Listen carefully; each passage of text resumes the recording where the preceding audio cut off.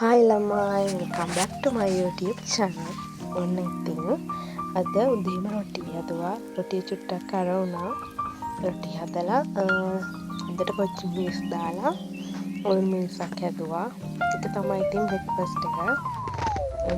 කොහොම තමයි ඉතින්. ඉතින් ඔයා ගැනත් කියන්නකෝ.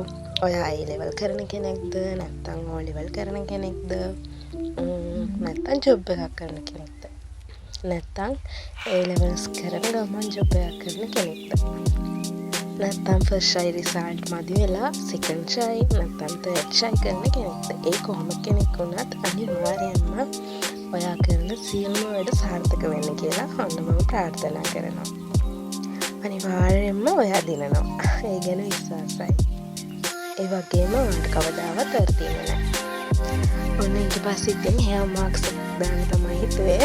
මුලින්ම මුරුංග කොළ, ඊට පස්සේ විරලි දළු, පේර දළු, බිත්තරයක්, යෝගට් එකක්.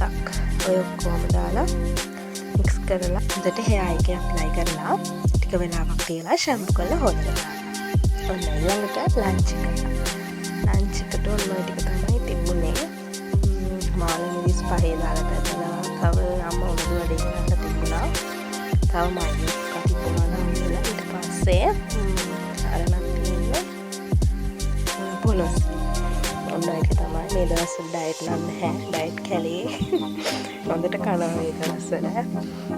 අර ඉතින් අම්මෝ එනකේ අනේ මන්ද අම්මා තමයි අපේ ගෙදරපත් බෙදන්නේ හැමෝටම.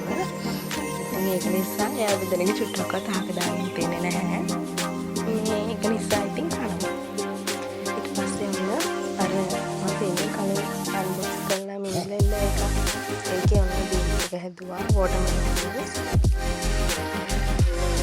ඒක නිසා නම් තමයි කමෙන්ට් හදාගන්න ඕන තාලොක් බින්ද එක කරලා කරයි.